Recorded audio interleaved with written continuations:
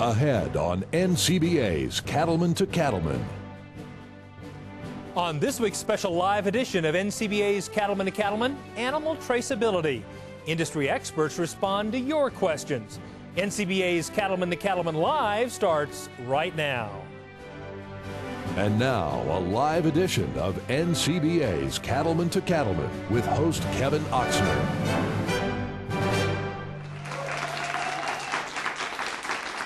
Hello and welcome to this week's special live edition of NCBA's Cattleman to Cattleman. I'm Kevin Oxner. Thanks for joining us. We're talking tonight about the new animal disease traceability proposal and what it could mean for our industry. And we're joined by guests from across our country.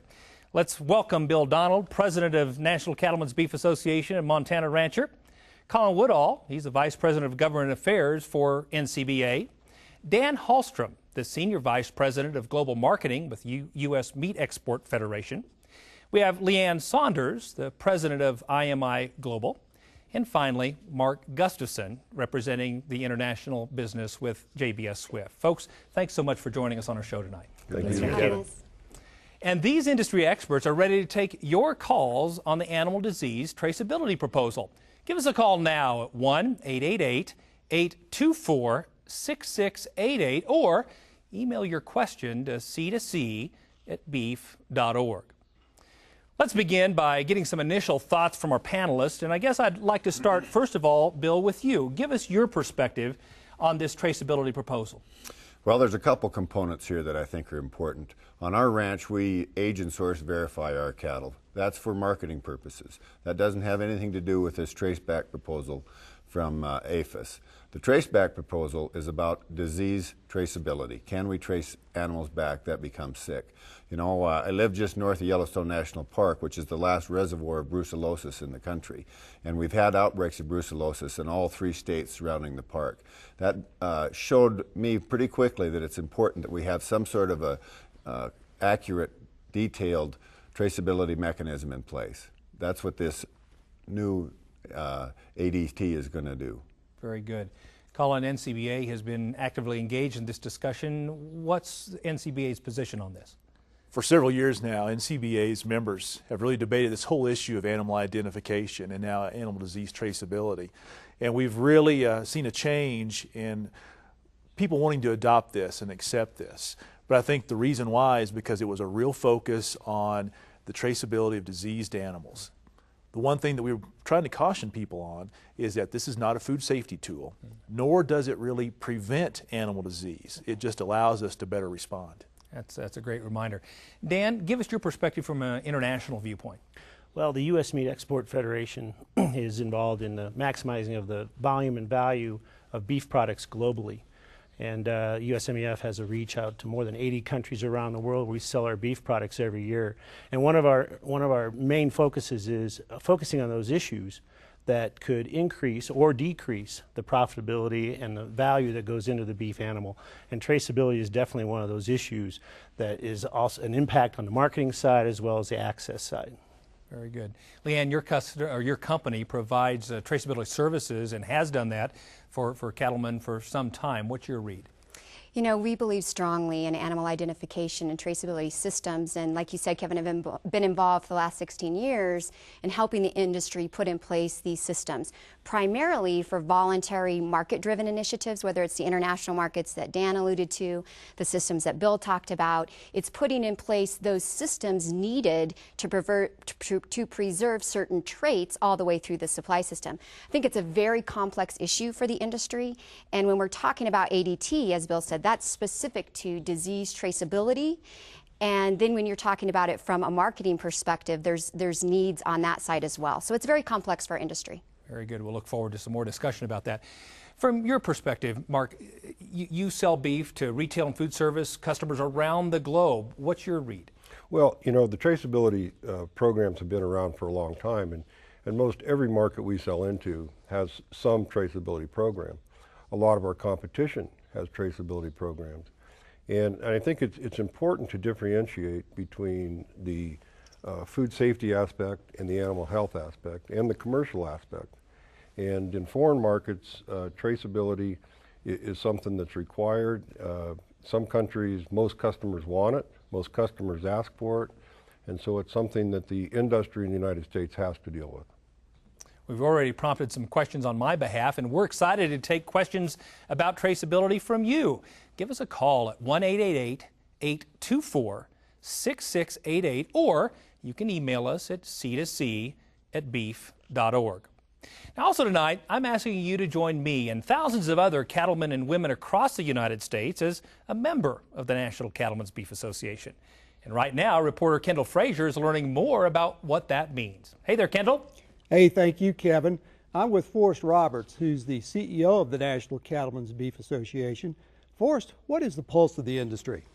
Well, Kendall, 2011 is going to go down as a year in the beef industry here in the United States as one of absolute change. When we think about the change that's been brought about to this industry from Mother Nature, just in it by itself, you look at weather patterns across the country that have had rain for some people and no rain at all for others. So it's led to record high cattle prices across the entire industry. So a year of change has been the best way we would describe 2011 for the beef industry. The NCBA has had some big wins this year. What are some of those highlights? Sure, we're going to have a wrap-up here of 2011. We're going to be able to reflect back on some major outcomes for this industry. And first, if you think about a project that we launched here in 2011 that really is going to be able to measure the footprint of the U.S. beef industry when we look at the environmental impacts, the economic impacts, and the societal impacts, that's an area where we would consider to be a lot of excitement. Secondly, when we think about our consumers, being able to cut through the consumer clutter that they're bombarded with every day, we've got some research that we're bringing forward that we're very excited about that will change that paradigm of beef causes heart disease back to the point of beef is a part of a heart-healthy diet. And when you think about what Colin and his team does in Washington, D.C., they've had some major wins this year, starting with death tax about the early part of the year and pushing back on that legislation all the way through to a rule that would have taken away the value that our industry has created over 20 years called the gypsum rule. We pushed back on that as well. And then just here in the last couple of weeks, pushing back on EPA and how they're wanting to regulate farm dust for producers all across this country. But perhaps one of them that we're most importantly and focused on here and proud of is how we've worked with our state partners at the state affiliate level and the state beef council levels to really tell the story about what farmers and ranchers do to produce beef all across this country through the Cattlemen's Stewardship Report. It really kind of gives a view of what this industry is really all about. So we're really excited about some of the outcomes here in 2011. For all those cattlemen watching our program tonight, why should they join NCBA? That's a great question, Kendall. NCBA is the oldest, largest national cattlemen's organization representing interests for cattlemen and women across this country 365 days a year. So we want everyone watching this program tonight to become a member of NCBA because we're the only organization that is focused on growing demand for their product, beef. Secondly, trying to gain access to a lot of these key export markets around the globe. And then last but not least, we're working every day in Washington, D.C. to give them a business environment where they can be profitable. In other words, how do we give these producers freedom to operate in a responsible way? That's why we need every single person watching this program tonight to become a member of the National Cattlemen's Beef Association. Thank you, Forrest Roberts, the CEO of NCBA. And we would encourage everyone watching tonight to pick up the phone and call and become a member of NCBA. Back to you, Kevin. Well, thank you, Kendall and Forrest. And you can join the National Cattlemen's Beef Association tonight. There's some great incentives from Boehringer Ingelheim Vet Medica, Roper Stetson, and some of our other corporate partners. Give us a call now at 1-866-USA-BEEF or visit us at beefusa.org. Well, let's return to the topic at hand, the animal disease traceability proposal. Cattleman to Cattleman reporter Brian Baxter recently had a chance to visit one Texas cattle operation that has a long-standing traceability program already in place. We're primarily a stocker cattle operation. We do have a set of backgrounding pens. We may feed some cattle in these pens from time to time. We don't do it much anymore. At one time we did have a cow herd of registered Gelbvieh and Red Angus. However, we're down to from about 200 cows to about 24 cows because of the drought. We'll probably pare those down again before it's said and done. Like other ranchers in the Texas Panhandle, Jay Johnson is dealing with extreme drought, but he believes in taking the long view when it comes to his operation and not just about the weather. He's had an animal traceability program in place for about 10 years now. The way I define animal traceability is my ability to know where an animal came from. So for us, what maybe what ranch it came from or what sale barn it came from. And then as it passes through us and then on to the feed yard and then on to the packing house. So tracing every stop that animal makes in its life. Jay started an animal traceability program for economic reasons to add value to his cattle. We probably started handling age and source cattle about 4 years ago. And then it's evolved into buying or having, we still have a few cows around maybe that we did the non-hormone treated cattle, the NHTC cattle, that meat would be eligible to export to Europe.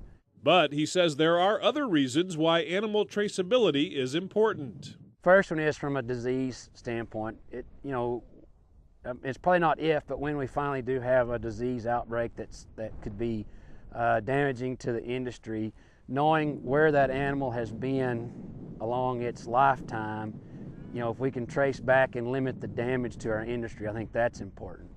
I think the other part of that is our consumer wants to know more about the product that we're raising. They're not ever going to understand the full process, but if they can understand, the life cycle of that animal and how we handle and treat our animals, I think we're better off with our consumer than them not knowing. And given that other countries are now demanding meat traceability programs, Jay believes a national program is inevitable in the U.S., and to not have one could harm America's beef exports. But it's a stumbling block is going to be traceability. It's just something, whether it's true or not, it's something that our competitors can say, we have it, the U.S. doesn't, you need to trade with us. And so it's something that a China or a Korea or whoever can say, y'all really need to have that before we're going to open any more access to our markets. Jay created his own traceability program. He says the technology involved using button ID tags, computer software, and an electronic wand has come a long way from where it was a decade ago. He estimates the program costs about $2 per head, but says it's a long-term investment. If we learn how to utilize that data, then that $2 is cheap. Because if it keeps me from buying a set of calves that don't work, or if it helps me market a set of animals that I can say, all right, yeah, I put that $2 tag in them, so I have this information, and a feed yard says, well, that's worth $3, then I'm $1 ahead. I think that's the way I look at it. It's an opportunity for me to add value. Jay's family has been ranching in the Panhandle for nearly a century. He intends to take his operation forward with programs like animal traceability, and he recommends cattlemen and women learn about it now. At least investigate it and learn about it, what you can, and how it would apply to your operation, because don't let it sneak up on you and one day the government say, all right, next time you ship cattle from Montana to Texas, we don't care what size they are, you've got to have documentation to trace those animals from point A to point B. But don't be afraid to at least explore the opportunity for change. It may not fit your operation, and if it doesn't, you don't have to do it. But if you don't explore and keep trying to find a better way, not necessarily a newer way, but a better way to improve your operation, you're not ever going to grow. Reporting from Happy, Texas, I'm Brian Baxter for NCBA's Cattleman to Cattleman. And we're taking your questions live. Give us a call now at 1-888-824-6688 to ask our panel of experts about traceability, or email us at c2c@beef.org. Well, let's get right to our first caller. We've got Joanne calling from Nebraska. Joanne, thanks for calling. Thanks, Kevin. Thanks for having me on. You bet. I wonder if somebody could tell me what exactly is traceability and how it affects me directly as a cow-calf producer. Okay. That's a great question. And Bill, maybe I start with you, maybe several of you that like to follow up. But define traceability. So much confusion around this issue. Well, traceability, as it applies to this animal disease traceability program that is being implemented by APHIS, has to do with the ability of our government and our state veterinarians to track an animal back to its herd of origin. If we have some contagious diseases, health officials are going to need to know what other animals were exposed. So we need something in place and this is the mechanism that APHIS is using to get the traceability from the ranch of origin through the feedlot and up to the packing plant and back down. So if we find a disease somewhere, we can track it back. But you're speaking specifically of animal health traceability. That's right. And you spent most of your career working on another side of the traceability issue. Is that right? Yes, when you look at traceability, because of the complexity, you have to look at three components to traceability I always talk to folks about, which is the breadth of the traceability system, the depth, and the precision. And that could be different depending on specific market demands or in customer demands from a voluntary value-added perspective. Breadth means how much information are we going to collect on that particular animal or group of animals as they move through the chain. Depth means how far forward and how far back do we go. And precision means the accuracy of the information that we have to move forward. And then also now you have another level required by some markets, which is verification. So from a cow-calf producer's perspective, when you look at these value-added programs, you have to understand what the standard is and then how you meet those specific requirements of a given market today. Very good. Pete is calling us from Texas. Pete, go ahead with your question. Hi, this is Pete Bonds. Most of your panelists know me, but this is mainly for Mark. How come if the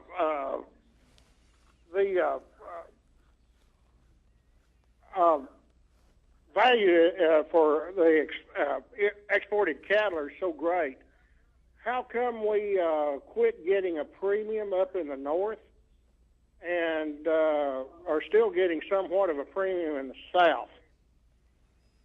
So the question about premiums and how those fluctuate and so forth, especially given this environment that we're in, that we have such exciting export markets. Right. It's really strictly supply and demand, and there's several programs that pay premiums. The non-hormone treated cattle program pays a premium. The natural program pays a premium. The age and source verified program for Japan pays a premium. And it depends on the number of cattle in the region and the demand by the packer for those cattle. Specifically in Japan, if there's a larger number of cattle available, the price will obviously be down. If there's a smaller number of cattle available and there's more packers bidding on those cattle, obviously the price will be up. And again, a lot of it's predicated on the packer and what kind of orders he has from Japan and how much demand he has for those types of cattle to pay a premium for. Very good. Kenny's calling us from Colorado. Kenny, go ahead with your question. Thank you, Kevin, for having me on. Yeah. Hey, my question is, I fully support the trace back, but I'm a little curious with this listeria outbreak that we had this fall. I realize that's food safety, but they traced that back to an exact farm, and it was contained. I realize there were some deaths involved. My question is there some way to limit liability back to the producer in a catastrophic event like that in case there is a trace back so that the producer doesn't get sued out of business, so to speak? You know, this food safety issue is a huge issue, and we've seen, you know, obviously what's happened in a cantaloupe issue right here in Colorado. Let me ask you, Mark, to begin with that. You're closest to the consumers. How would you respond? Well, that's a tough issue because, as we pointed out early on, the food safety and traceability components really don't mesh. Traceability is really about either animal disease or specific specifications for those cattle. When it gets to the packing plant and it becomes a pathogen control issue, and I'm just not sure that there's any application for traceability when it comes down to food safety. Okay. Jim is, oh, did you have a comment? Jim is calling us from Ohio. Jim, thanks for calling. Thanks for having me, gentlemen. Yes. I appreciate what you're doing. I've got a two-part question. Number one, the thing that probably bothers me as a small producer the most is not being able to utilize state-inspected facilities and being able to market, direct market on a multi-state basis. Whereas, you know, when we look in the grocery stores and we have foreign products coming in from all over the world that are marketed in the Walmarts and the Krogers and whatnot. And I really doubt if the foreign processors are near as good as our state-inspected processors. So what's the association doing to try to get that part of the paradigm fixed? Very good. Colin, why don't you take a crack at that? You know, somebody that wants to take animals to a state-inspected facility and be able to sell them, you know, across state lines and so forth, where does the organization stand on that? Well, that is a great question. It's been a huge issue for us for quite some time. The good news is, in the 2008 Farm Bill, NCBA was actually able to get language put in there to allow these state-inspected facilities to ship across state lines. So the rulemaking process is in full swing on that. We do have that in place. A lot of the state-inspected facilities are now in the process of getting their certifications and applying through the process. But hopefully we'll have some of those approved and going here before too long, where a lot of these smaller plants, ones that have either a regional brand or a lot of times provide some opportunities, local producers can get across state lines. Because our perspective has always been, if it's safe enough to eat in Texas, it's safe enough to eat in New Mexico. Absolutely. And that's something we have supported. And as a result of our efforts, we did get the language in to change that. Yeah, that's great news and lots of great opportunities for producers, just like Jim. We'll head out to the West Coast. I understand we have a call from California. Billy, are you there? Yes, I am. Go ahead, sir. Billy Mitchell, fourth-generation rancher here in the Mojave Desert. The issue about this brucellosis, I would like to, I don't care who answers it. We have never had a case of that down here. We've had to vaccinate. And I wonder when we're going to make the state responsible for the animals that are carrying this. And I presume, and I could be wrong, buffalo do carry this still. So if we don't solve it through those herds and these ranchers in the northern country that have these animals going, I mean, how can we resolve that issue? We are down here paying the price for it, and we have had no outbreak here whatsoever. Whoever would like to answer that for me, I would love it. Yeah, maybe I'll give that to Bill. Obviously, great question. We have a very healthy U.S. cattle herd here. And yes, there are some issues. You mentioned one in Montana. Billy's mentioning one out there that really are less about our domestic herd, but they do have implications. How would you respond to Billy? Well, the brucellosis is a tough issue because it is in the elk and the bison in Yellowstone Park. And there is absolutely no willingness on the part of the U.S. park or the Fish and Game to eradicate the disease. So that is going to be a perpetual reservoir. So unfortunately, we're going to have to live with brucellosis in this whole country because we do have that reservoir. Cattle are shipped around the country. We've had an outbreak in every state, Montana, Wyoming, and Idaho, that border the park, and it's probably going to continue to have outbreaks on there. APHIS has changed the regulations concerning the area around the park, and they have designated surveillance areas where they have different rules. They have mandatory testing on a lot of those herds on an annual basis. You have to have a plan in place for how you're going to manage for the disease. And so brucellosis is always going to be with us, and another one on a much more national basis is tuberculosis. There's another one that is contagious that we do need traceback on. Very good. Well, this is a great discussion that we've just begun.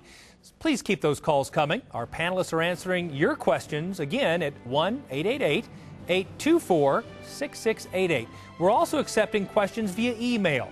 Just email us at c2c@beef.org. And it's a great time to join as a member of the National Cattlemen's Beef Association. Give us a call now at 1-866-USA-BEEF. Stand up for the future of our industry and our way of life. We'll be right back.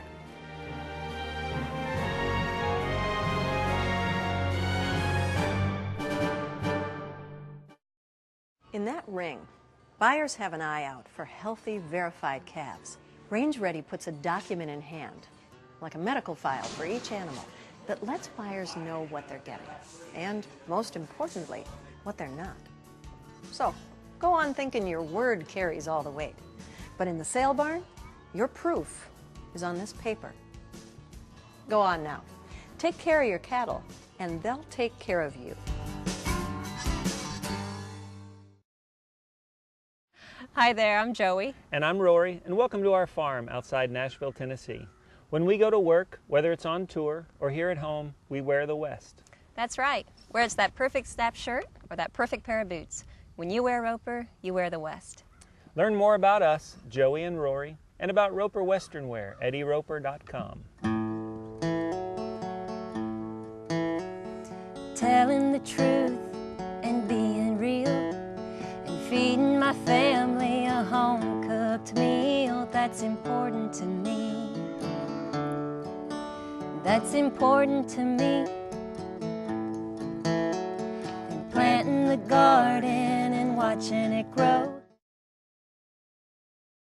Everything's heating up at your John Deere dealer during the Green Fever sales event. You could win a $45,000 ultimate patio makeover by Belgard, or a brand new Airstream trailer, or one of 50 iPads in the Open Air, Open Road sweepstakes. Get to the Green Fever sales event at your John Deere dealer today for a hot deal, plus your chance to win big. No purchase necessary to enter or win. Sweepstakes ends February 29, 2012. See dealer or visit johndeere.com/greenfever for official rules. I'm Kevin Oxner, host of NCBA's Cattleman to Cattleman. Join me Tuesday nights at 8:30 Eastern, right here on RFD TV.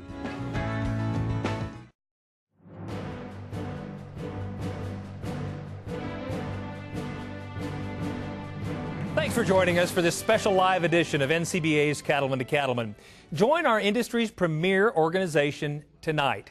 Give us a call at 1-866-USA-BEEF. There's some great reasons to join, including incentives from John Deere, Behringer Ingelheim Vetmedica, Cabela's, and Roper Stetson Apparel. Again, that number is 1-866-USA-BEEF. And we're continuing to take your questions on the animal disease traceability proposal. Give us a call and visit with our experts directly. The number is 1-888-824-6688, or again, the email C2C@beef.org. Well, let's return to the callers. Guys, we have the phone lines lighting up tonight, and we have Mike from Mississippi. Mike, go ahead with your question. Thank you, sir. My question is accountability to the people that are selling the beef, like in sale barns and off their farm. If they know they have an infected herd, I bought a herd a few years ago that had lepto through a sale barn, and the people that were selling them were sitting right next to me, and I was never informed that they had an infected herd. Is this something that can hold the seller liable for infectious herds? Should have had a lawyer on the panel, I guess, tonight. But Bill, give me your perspective to begin with, and then see if others have thoughts. Well, number one, as Paul Harvey always says, self-government without self-discipline won't work. Yeah. And, you know, we do have a lot of people out there that maybe they don't know they have a disease and they sell it. One thing about this proposal is it does give us a mechanism to follow that animal back. There's going to be, it's different from state to state, so what the requirements are, as long as it fits the mold of the overall program of the United States, any state can do as they see fit. So I encourage everybody to call your state veterinarian to see what your requirements are. As far as the liability issues goes, there's nothing in this about liability. Okay.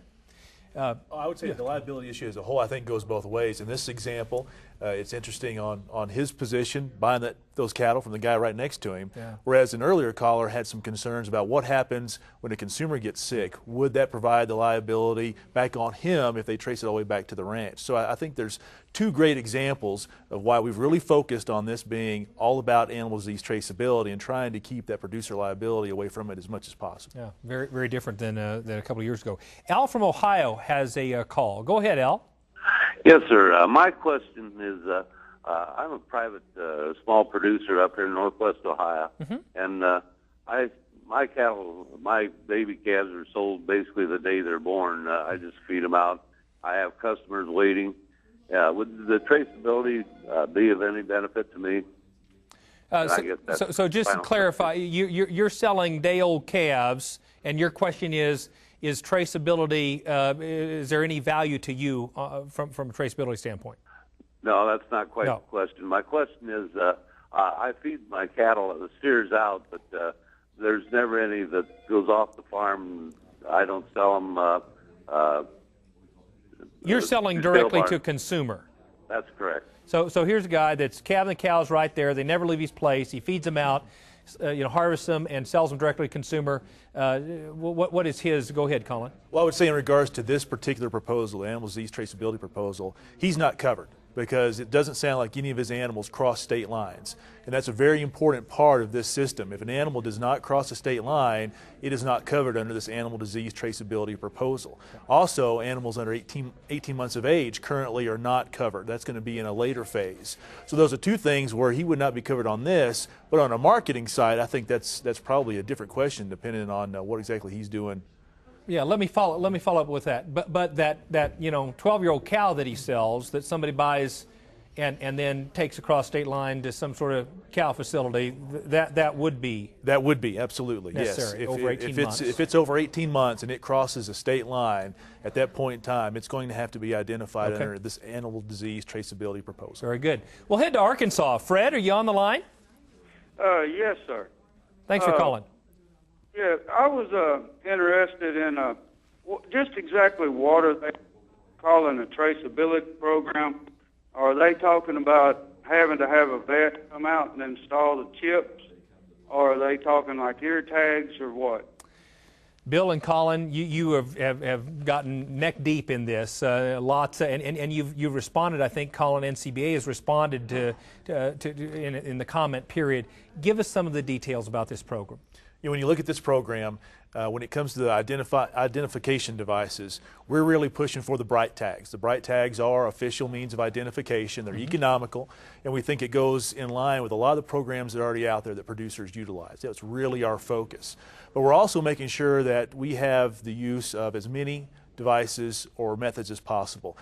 Tattoos brands are not on their own recognized as official in this proposal. We're trying to work on that, and our comments talked about that. But one key thing about this proposal is it is extremely flexible. The states have a lot of flexibility to decide what works for the producers within their jurisdiction. And so if a shipping state and a receiving state come to an agreement on what they're going to recognize as being official, then that will then be accepted and recognized. So I think that flexibility will help us try to keep the costs down here. Bill. Well, I think there's one of the things about this ADT proposal that is superior to the old NAIS proposal is that it has comments in it and has a lot more input from the industry. And that's going to be important. As we work through this, there's going to be some bumps along the line. One of the things that we're concerned about is we want to make sure that this all works at the speed of commerce. We don't want to have to slow down commerce on a busy sale day in a sale barn and impede commerce. We want to make sure that it works at that speed. So we're going to have some things to work on, but I ask that producers out there, as they see issues that come up, talk to your state veterinarian, talk to us at NCBA, and we can work together to get that fixed. That's great. Great discussion, and keep your calls coming. I sure hope you'll join as a member of the National Cattlemen's Beef Association tonight as well. The number to call is 1-866-USA-BEEF. NCBA staff is looking forward to taking your call and answering any questions you may have about joining the country's oldest and largest cattle organization. We'll be right back.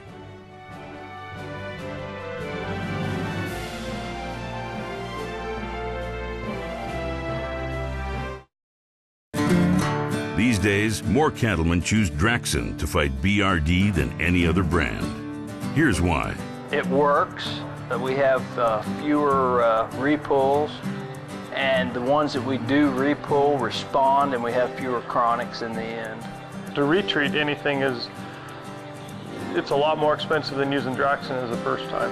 And the evidence backs up what most cattlemen already know. Draxxin cuts retreats by 50%. So talk to your veterinarian and check the online calculator at Draxxin.com. You'll see why Draxxin should be your first choice to fight BRD. Basically what it's allowed us to do with our operation is run more cattle through in a given period of time. It's just really been a good product to use. Do not use in female dairy cattle 20 months of age or older. Do not use in calves to be processed for veal. Draxxin has a pre-slaughter withdrawal time of 18 days. Please visit Draxxin.com or call 1-888-DRAXXIN for more information. Hi, I'm Kevin Ochsner, host of NCBA's Cattleman to Cattleman and Colorado Rancher. Join me each week as the National Cattlemen's Beef Association brings you the latest updates in industry information and market news. Plus, each week we provide important educational information and features on cattlemen from across the country just like you. And we can't forget our favorite cowboy poet, Baxter Black. Join me for NCBA's Cattleman to Cattleman, debuting Tuesday nights at 8:30 Eastern, right here on RFD TV. You're not responsible for the weather, just the cattle. And Rangeland works as hard as you do to deliver performance, production, and profitability. Cattle need consistent nutrition. They'll get it year-round with Rangeland products from Land O'Lakes. Deliver what they need free choice in weather-resistant loose minerals and mineral and protein tubs. Get the most out of your forage. See your Land O'Lakes Co-op for products that will stand up to whatever Mother Nature throws at us. Weather's coming in. Rangeland. Consider it done.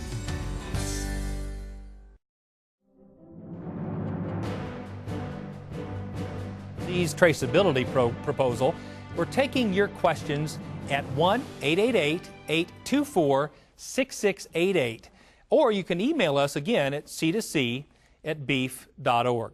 Now, before we return, I should say, to our viewer questions, we want to tell you about some exciting educational and networking opportunities in store for those attending the 2012 Cattle Industry Annual Convention and NCBA Trade Show.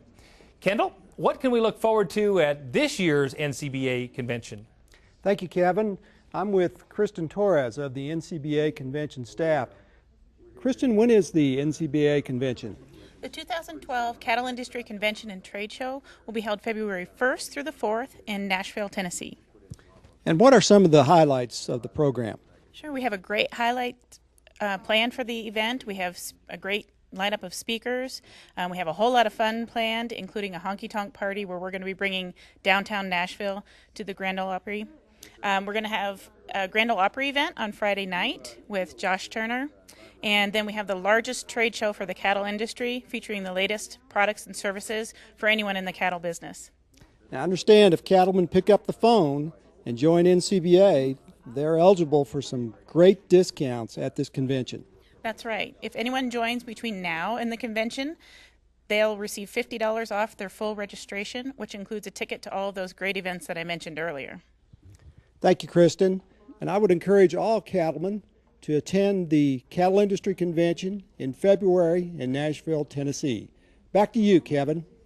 Thanks, Kendall. I'm looking forward to seeing many of our friends there in Nashville and having a great time in Music City. Join the National Cattlemen's Beef Association today by calling 1-866-USA-BEEF. Join now and get $50 off your 2012 convention registration, plus a host of other benefits from some of our great corporate partners.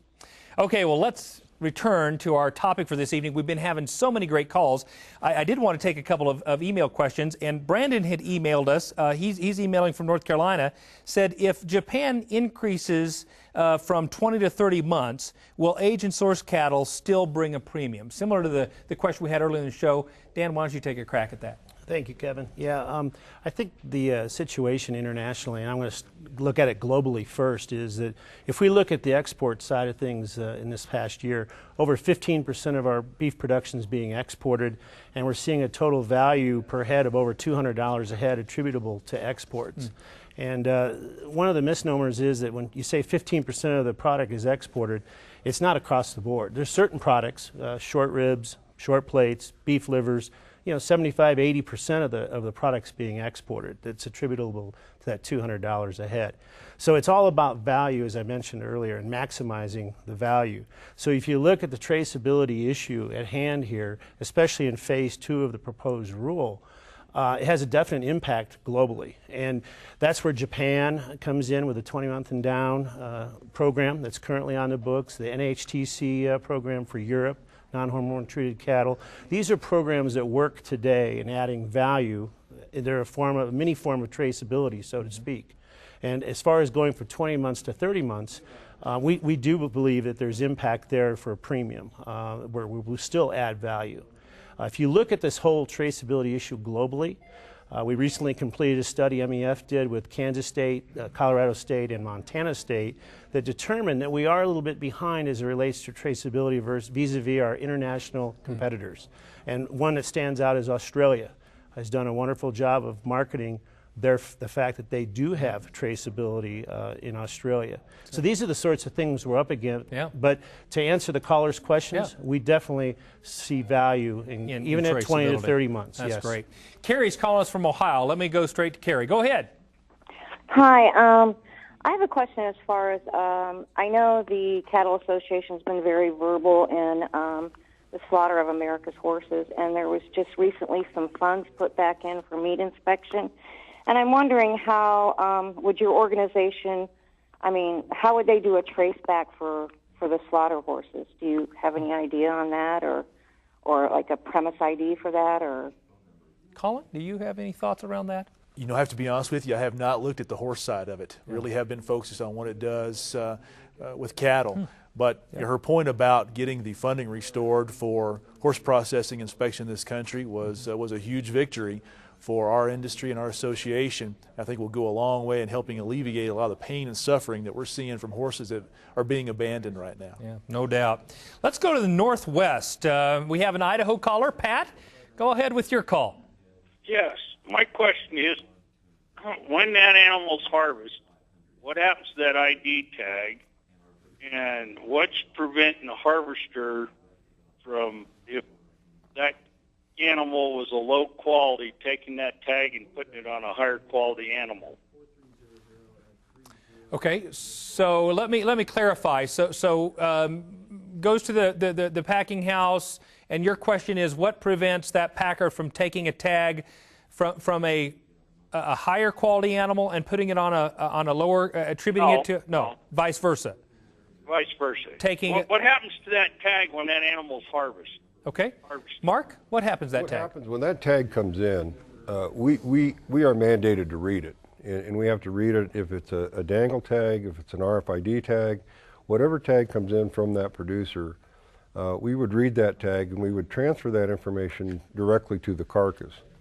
And then we would keep those tags in a sequential number so that we could actually trace that tag back to that individual carcass. So, we're mandated to take that information, and again, depending on if the cattle are in a program, if they're natural cattle, if they're NHTC cattle, if they're agent source verified cattle, we'll transfer that tag and that information and then store that tag, and we would transfer that directly to the carcass tag.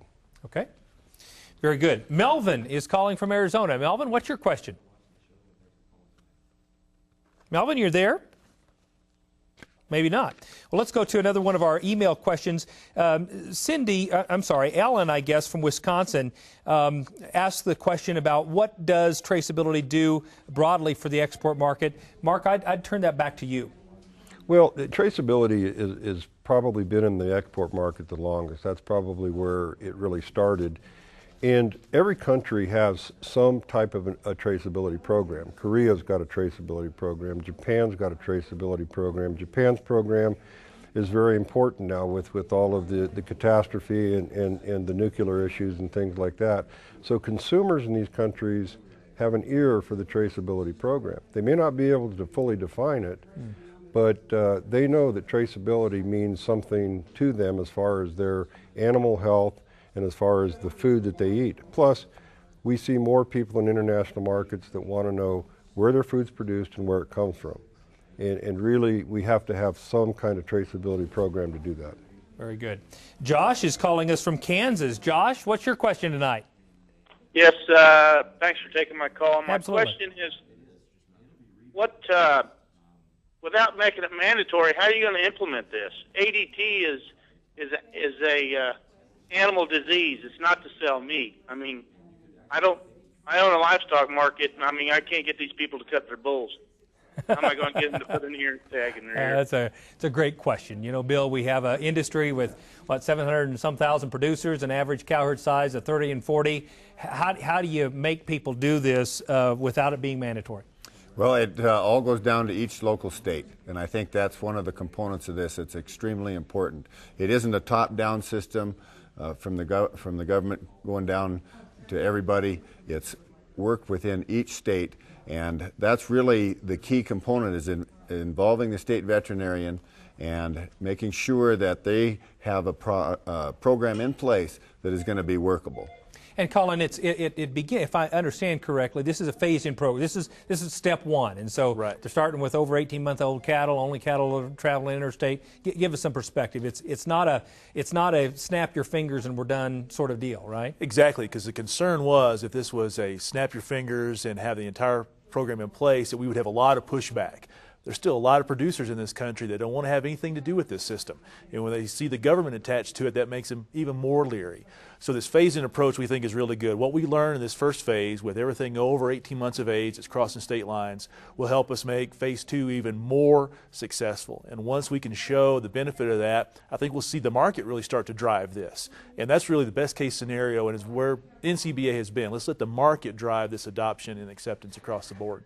Well, we're in Denver tonight, and we have a call from Denver who lives in Oklahoma. Denver, you're confusing us. Go ahead. Hello, Kevin. How are you tonight? Good, thank you. Good. I appreciate all that you guys are doing there. I have a question for anyone on the panel there. My question is, if I'm marketing a healthy herd to the markets and they leave my place healthy and then they mix with other cattle throughout the market and into the feed yards, on the traceability, where does it stop coming back? How do we trace that back to my ranch, or does it stop in the feed yard or where we found this? So they were healthy when they left my ranch. They got commingled at a livestock market, commingled at a stocker or feed yard, and now all of a sudden they're tracing it back to me. Where does it begin and end, Bill? Well, it starts where the disease is found, and it goes as far back as necessary. So, hopefully, if the system's functioning properly, it would had note that animal went through that feedlot and went through that sale barn and came from that ranch. And at that point, you can see that footprint of where that animal got sick. Could it possibly have got that disease? And that's one of the values of this, I think, is to make sure that the innocent are innocent and make sure that the point of disease pickup is identified. I think that's a great point. We're not going to allow USDA to make this a gotcha system. And if they do, then NCBA is going to be the first group out there making sure we shut this down. But we don't get the impression that's going to be the case. I think Bill's exactly right. I think we're going to have professional investigation of what goes on, and once we find where the source is, that's where it'll stop. Yeah. Bill is calling us from Virginia. Bill, what's your question tonight? Yeah, my question is reciprocity. The import of beef. Are there similar programs being instituted in Europe and everything to make this program universal? Mark, your company deals with the beef industry, the poultry industry around the globe. What about this reciprocity? I got a tongue transplant. Reciprocity issue. Well, as Dan mentioned, I would say we're somewhat behind in food and animal traceability. The Australians probably have the most robust system of traceability. Their system, of course, is mandatory, and it has been for quite some time. The Canadians were working on a program. Anybody that would be exporting meat to a country that requires traceability, they will have a program, and they will have to meet that program, and that is their requirement. So every country, regardless, is working on traceability. It just depends on what stage of traceability they're in. What a great set of thoughtful questions. I wish we had a 2-hour show. We thank you panelist members for a great discussion tonight. And remember, our staff is continuing to take your membership calls. Join NCBA today. Give us a call at 1-866-USA-BEEF. It's a great time to be part of the country's leading cattle industry organization. We'll be right back. Stay with us.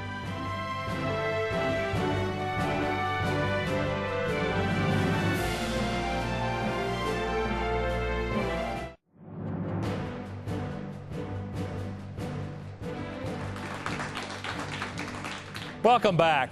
We're wrapping up our discussion on the new animal traceability proposal, and we've enjoyed taking your calls. Now, before we go, let's get some final thoughts from our panelists. Mark, what's your perspective? Well, I think, as you've heard tonight, traceability is a very important issue to the industry. And I think it helps us in foreign trade, but more importantly, it helps us in herd health.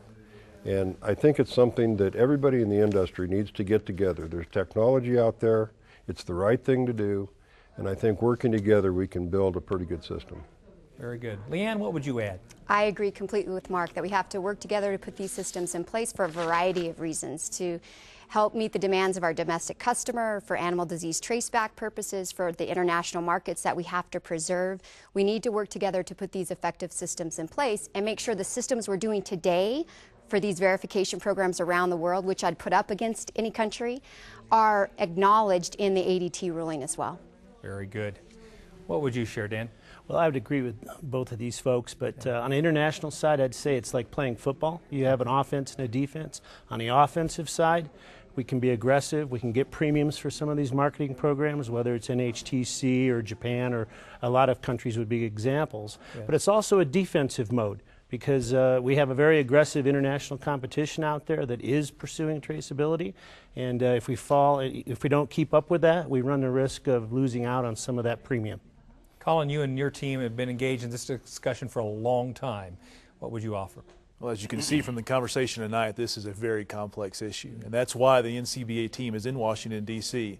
to make sure that we're working with USDA and APHIS to make this workable for cattlemen, make it move at the speed of commerce, make it as economical as possible, and if there are problems, to make sure that we jump in and try to get it fixed. We cannot afford for this program to fail like the National Animal Identification System. We need this to be successful not only for the industry, but also for individual producers. And Bill, what would you add? Well, I would say what's going to make this program successful is people working together, cattlemen working together. We need your membership to become stronger, but we need your ideas to be more effective. There's going to be hiccups along the way with this ADT, and we need your ideas. So become a member of NCBA today and give us your ideas. And as you have incidents that come up that you think would be a good change to this, tell us about them so we can implement them and make this industry more successful. I appreciate all your insight tonight. This has been fantastic. And thank you, our viewers, for another very successful season of NCBA's Cattleman to Cattleman. We really appreciate your loyal viewership, and we wish you and your family a very Merry Christmas. God bless you.